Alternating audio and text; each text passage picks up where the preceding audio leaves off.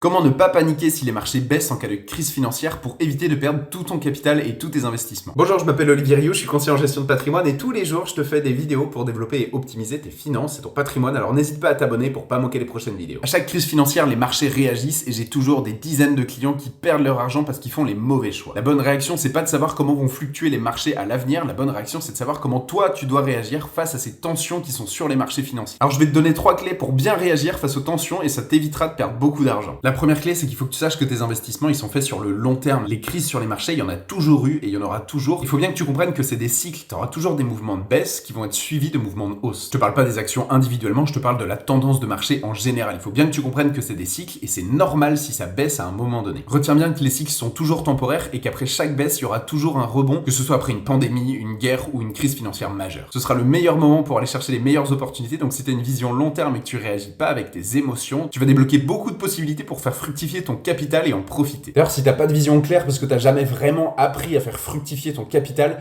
n'hésite pas à mettre capital dans les commentaires et on pourra en parler en message privé. Parce qu'en effet, la deuxième clé, c'est d'avoir une stratégie claire, une vision claire de tes investissements. Pourquoi est-ce que tu investis? Quel est ton horizon de placement? Est-ce que tu investis pour financer un voyage, les études de tes enfants, ta retraite, pour gagner de l'argent, pour créer un complément de revenu? Faut que tu aies déjà une vision très claire sur tes objectifs et ensuite tu pourras investir de la bonne manière. Si tu as une stratégie claire et que tu utilises les bonnes méthodes, tu es sûr qu'à terme, tu pourras pas te tromper. La troisième clé, c'est de diversifier tes investissements, ne pas tout mettre dans un seul secteur, pas tout mettre dans la tech, pas tout mettre aux États-Unis, mais avoir plusieurs secteurs géographiques et secteurs thématiques. C'est vraiment une clé hyper importante pour surfer sur les crises et t'auras même pas à t'en préoccuper. Si jamais tu veux aller plus loin dans ta réflexion, n'hésite pas à mettre capital dans les commentaires, on pourra en parler ensemble et surtout, n'hésite pas à t'abonner pour pas manquer les prochaines vidéos et les prochains conseils.